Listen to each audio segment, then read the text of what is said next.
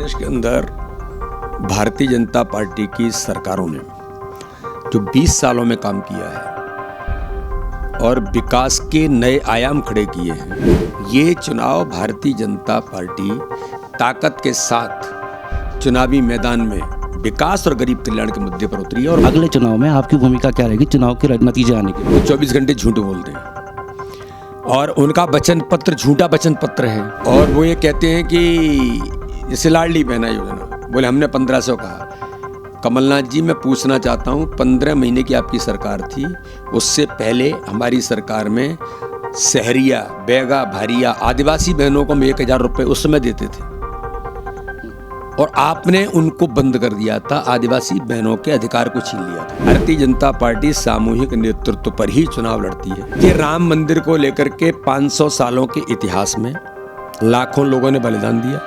मध्य प्रदेश की सरकार बलिदान हुई थी। केंद्रीय मंत्री है नरेंद्र सिंह तोमर जी, उनके बेटे के ऊपर जिस तरीके से आरोप लगे हैं, खासतौर पर कांग्रेस उसको फ्रंट फुट पे खेल रही है भ्रष्टाचार के आरोप लगा के, इसके ऊपर आप नहीं देखिए, मध्य प्रदेश में चुनाव प्रचार अपने शबाब पर है।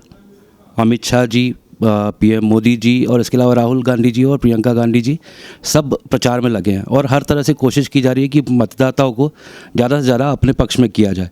ऐसे में बीजेपी की स्ट्रेटजी इस समय अभी क्या चल रही है और किस तरीके से मतदाताओं को ज़्यादा से ज़्यादा अपने पास बुलाने की कोशिश चल रही है, इसके ऊपर बात करने के लिए हमारे पास आज भाजपा के प्रदेश अध्यक्ष वी डी शर्मा जी हमारे साथ हैं। पन्ना से सांसद हैं और अभी हाल ही में इनको प्रधानमंत्री मोदी जी की तरफ से पीठ पे अच्छी थपकी भी मिली है। तो सबसे पहले तो मैं जानना चाहूँगा कि क्या माहौल है और अभी जो थपकी मिली है उसका आपके लिए और बाकी चीज़ों का क्या कहने क्या चाहते हैं? प्रदेश के अंदर भारतीय जनता पार्टी की सरकारों ने जो 20 सालों में काम किया है और विकास के नए आयाम खड़े किए हैं, तो मैं मध्य प्रदेश के अंदर विकास और माननीय प्रधानमंत्री मोदी जी ने इस विकास को जो गति दी है, 1,17,000 करोड़ रुपए का इंफ्रास्ट्रक्चर माननीय प्रधानमंत्री जी ने मध्य प्रदेश को दिया है। मध्य प्रदेश के बजट में हर प्रकार से मध्य प्रदेश को अवसर माननीय प्रधानमंत्री जी ने दिया है। तो उस आधार पर और प्रधानमंत्री मोदी जी की गरीब कल्याण की योजना है जो हर गरीब के जीवन को बदलने का आधार बनी है, जीवन में खुशी लाने का काम किया है। तो ये माननीय प्रधानमंत्री मोदी जी के नेतृत्व में मध्य प्रदेश के अंदर हुआ है। तो चुनाव एक दिन में नहीं, ये चुनाव भारतीय जनता पार्टी ताकत के साथ चुनावी मैदान में विकास और गरीब कल्याण के मुद्दे पर उतरी है। और भाजपा का संगठन का तंत्र जो प्रत्येक बूथ पर मजबूती के साथ खड़ा है, ये हमारी ताकत है। इसलिए मध्य प्रदेश के इस चुनाव में भारतीय जनता पार्टी ऐतिहासिक बहुमत से जीतेगी। कांग्रेस का आरोप है कि वचन पत्र के ज़्यादातर मुद्दे आपने उनसे चुरा लिए, आपका इसके ऊपर क्या कहना है, ये जानना चाह रहे हैं? ये पहले तो मुझे इसका जवाब इसलिए नहीं देना चाहिए कि वो 24 घंटे झूठ बोलते हैं और उनका वचन पत्र झूठा वचन पत्र है। 2018 में गलती से ये सरकार में आ गए थे तो एक वचन इन्होंने पूरा नहीं किया था। अरे हम तो जो कहते हैं वो करते हैं। और वो ये कहते हैं कि जैसे लाडली बहना योजना, बोले हमने 1500 कहा। कमलनाथ जी, मैं पूछना चाहता हूँ, 15 महीने की आपकी सरकार थी, उससे पहले हमारी सरकार में शहरिया, बैगा, भारिया, आदिवासी बहनों को हम 1000 रुपये उस समय देते थे और आपने उनको बंद कर दिया था, आदिवासी बहनों के अधिकार को छीन लिया था। तो ये योजनाएं हम आज से नहीं, महिला सशक्तिकरण के लिए लाडली लक्ष्मी योजना, 45 लाख बेटियां हैं जो आज लखपति हैं मध्य प्रदेश के अंदर, किसने किया? कोई तुम्हारी नकल की है क्या? तो ये केवल झूठ बोलना और यही इनका आधार है, इनके पास कुछ बचा नहीं है, तो इस प्रकार की बातें करते हैं। अमर उजाला ने मध्य प्रदेश में करीब 3000 किलोमीटर की यात्रा की, अलग अलग जगह जाकर महिलाओं से बात की, युवाओं से बात की और पॉलिटिकल प्रतिनिधियों से भी बात की और आम लोगों से भी बात की। उसमें ये एक बड़ा मुद्दा सामने आया है, लाडली बहना वाला। तो इसको लेके पार्टी की स्ट्रैटेजी और किस तरीके से इसको भिनाने की चाहिए? पार्टी की बड़ी स्ट्रेटेजी है। 1,31,00,000 बहनें हैं जो हमारी ताकत है, जिनको आज भारतीय जनता पार्टी की सरकार ने सम्मान दिया है और उनको सशक्तिकरण करने का काम किया है। तो ऐसी एक नहीं, कई योजनाएं। तो इस दिशा में लाडली बहना योजना भी हर प्रकार से संपर्क के अभियान में एक एक कार्यकर्ता बूथ बूथ पर हमारे सभी लोग जुटे हैं। माइक्रो प्लानिंग के साथ हम इस चुनावी मैदान में उतरे हैं। शुरुआत में देखा जा रहा था कि 7 सांसद है, 3 मुख्यमंत्री के दावेदार भी बोले जा रहे थे और आज की तारीख में पूरा चुनाव जो है वो कहीं ना कहीं शिवराज जी पे केंद्रित हो गया और कुछ अलग अलग पॉकेट्स में अलग अलग जगह हो गया। तो ये पार्टी की स्ट्रेटेजी थी इस तरीके से, या अभी भी चेहरा कौन होगा उसको लेके? भारतीय जनता पार्टी सामूहिक नेतृत्व पर ही चुनाव लड़ती है, हमेशा से लड़ती है, इसलिए इस बार भी सामूहिक नेतृत्व पर भारतीय जनता पार्टी चुनाव लड़ रही है। ये एक ऐसा सवाल है कि जो हमेशा रहता ही रहता है। अगले चुनाव में आपकी भूमिका क्या रहेगी चुनाव के नतीजे आने के बाद? देखिए, भारतीय जनता पार्टी में हमारा पहला प्रयास है कि हम इस बार के चुनाव को अपने संगठन की ताकत, प्रधानमंत्री मोदी जी के प्रति जनता का विश्वास, गरीब कल्याण की योजना और विकास, इसके आधार पर चुनावी मैदान में उतर के एक एक कार्यकर्ता हर बूथ पर चुनाव जीतने का हमारा संकल्प है, जिसको लेकर हम आगे बढ़े हैं। इसलिए हमारा तो पहला प्रयास है हम चुनाव ऐतिहासिक बहुमत से जीतें। इसमें सफलता भारतीय जनता पार्टी को मिलेगी।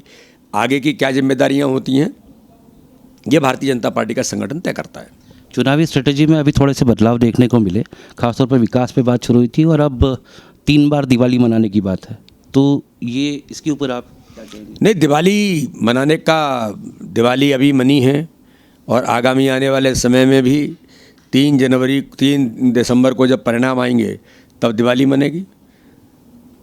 और अयोध्या के अंदर तो दिवाली मनी रही है, इतिहास बन रहा है। तो भारत के अंदर इस प्रकार से इस चुनाव में भी भारतीय जनता पार्टी के सभी कार्यकर्ता मिलकर के तैयारी के साथ जुटे और 3 दिसंबर को आने वाले परिणाम एक नई दिवाली लेकर के आएंगे। राम मंदिर को लेके भी अभी खासी चर्चाएं हैं, खासतौर पे अभी चीज़ें चल रही हैं, तो उसको लेके आप क्या कहना चाहेंगे? देखिए, राम मंदिर को लेकर के 500 सालों के इतिहास में लाखों लोगों ने बलिदान दिया। मध्य प्रदेश की सरकार बलिदान हुई थी, 3-4 राज्यों की सरकारें बलिदान हुई थी उस समय। तो इसलिए राम मंदिर आज प्रधानमंत्री मोदी जी के नेतृत्व में जिस प्रकार से शिलान्यास होकर के आज हमें गर्व है, पूरा दुनिया गौरवान्वित है कि 22 जनवरी 2024 को रामलला विराजमान होंगे।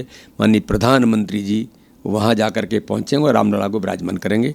इससे बड़ा गौरव का क्षण भारत के लिए या एक एक नागरिक के लिए हो नहीं सकता।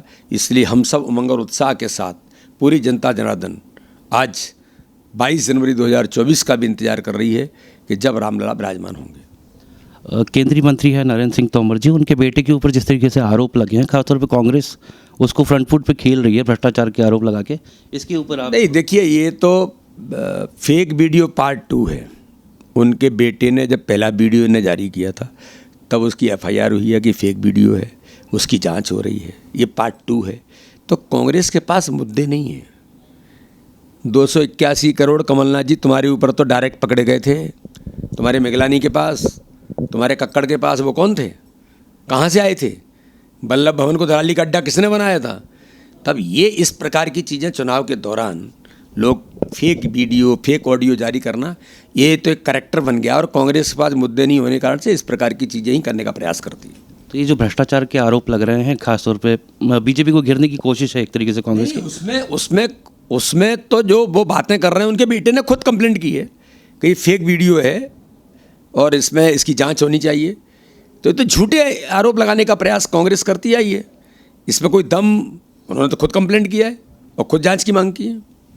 राहुल जी और प्रियंका जी दोनों का जो आरोप है वो इसी पे केंद्रित है, खासतौर पे वो बातें भी करते हैं। तो राहुल गांधी हों या प्रियंका गांधी हों, गांधी परिवार ही पूरा भ्रष्टाचार में बेल पर है।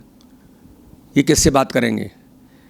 जीजा भी बेल पर हैं, फूफा भी बेल पर हैं, पूरा गांधी परिवार ही बेल पर चल रहा है और ये भ्रष्टाचार की बात करते हैं। कांग्रेस भ्रष्टाचार में आकंठ डूबी हुई है। देश को भ्रष्टाचार युक्त देश बना दिया था इनने। जो मोदी जी ने आज इस देश का मान और सम्मान दुनिया के अंदर बढ़ाया है, तो ये राहुल गांधी, प्रियंका गांधी क्या आरोप किसी के ऊपर लगाएंगे? इसके अलावा आपका आकलन क्या कहता है, कितनी सीटें आएंगे इस बार? अभी तक की सर्वाधिक सीटें हम जीतेंगे। कोई नंबर? सर्वाधिक सीटें जीतेंगे इस बार, इतिहास बनेगा। 2003 की बात की जा रही है, 173 सीटें थी। मैं कह रहा हूँ कि सर्वाधिक सीटें इस बार जीतेंगे। तो ये थे भाजपा के प्रदेश अध्यक्ष VD शर्मा जी, जिन्होंने बेबाकी से हर सवाल का जवाब दिया और दावा किया कि उनकी सरकार इस बार फिर बनने वाली है। रविंद्र भजनी, अमरउजाला.com के लिए।